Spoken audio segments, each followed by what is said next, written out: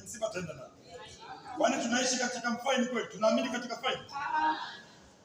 Faini inakuja baada ya kuzidiwa katika hali zote. Kwa msingi wa kwanza ni watu wakamguse mwenzao kwa kumshika mkono. Jema pole. Sasa msiba watu kama hawa wanaingia watu 20. Wewe mwenyewe uliofiwa unaonaje? Na maana wakuelewa. Kwa ni salama. Sio jambo zuri.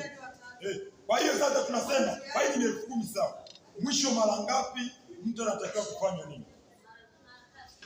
Tufanye mara 3 eti? Kwamba wewe mara 3 kila siku uko busy sio sawa. Hata ungekuwa ajiliwa na nani? Hakuna ajira yoyote ambayo haiwezi kutambua misiba. Kwa hiyo tunasema leo umezidiwa, kesho umefeli, la 3 umefeli, ila sio na la 4. Tusifanye mwisho mara 3 asipoonekana afanyweje? Chama tukifukuzi mtu, kufukuza sio kweli. Tufanyeje? Atoe faini ya 40. Atoe faini ya 40. Kuongea ni rahisi.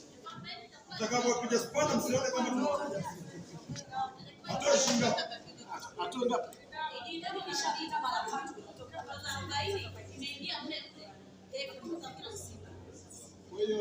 Wanachama ametoa mawazo kwamba ikifika mara 3 wa mdau atoe 40.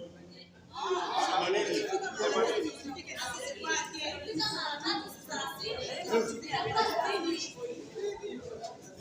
ile 10 iwe mara 3.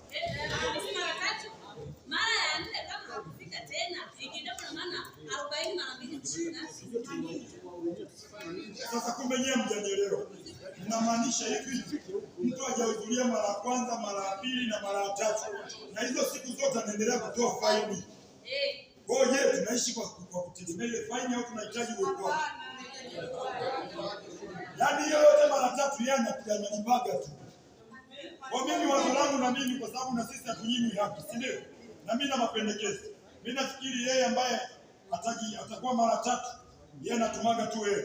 Na akipata tatizo na sisi tumtumie tu yeye. Imepita. Sheria ni ngumu, tutatuma hela na hamna hukumu. Wanaosema imepita onyeshe mikono. Ndio.